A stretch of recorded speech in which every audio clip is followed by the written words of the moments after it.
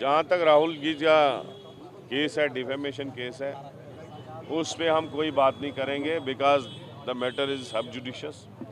उस पे बात करना गलत है। लेकिन जो आप आज देख रहे हैं हमको काली पट्टियाँ बांध के, ये इसलिए है कि इस मुल्क, ये दुनिया की सबसे बड़ी डेमोक्रेसी है, 1.5 करोड़ पॉपुलेशन का मुल्क है। इसका कॉन्स्टिट्यूशन हमारे बाबा राव अंबेडकर जी ने बनाया था। यहाँ बोलने की इजाज़त हर आदमी को थी, लेकिन बोलने की इजाज़त हमसे बीजेपी और आरएसएस की सरकार ने छीन ली।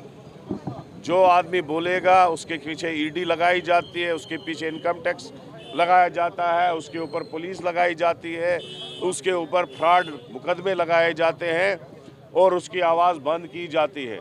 आप पार्लियामेंट में ले लो, अपोजिशन बोलना चाहती है तो राहुल जी की माइक वहाँ पे बंद की जाती है।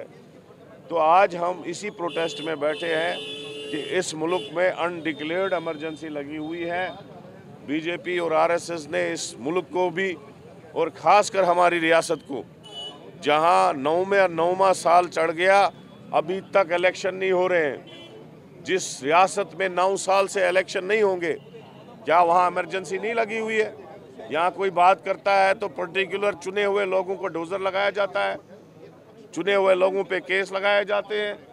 तो ये जो है पूरा सियासी इंतकामगरी चल रही है। हम डेमोक्रेटिक सिस्टम के हिसाब से यहाँ बैठे हैं।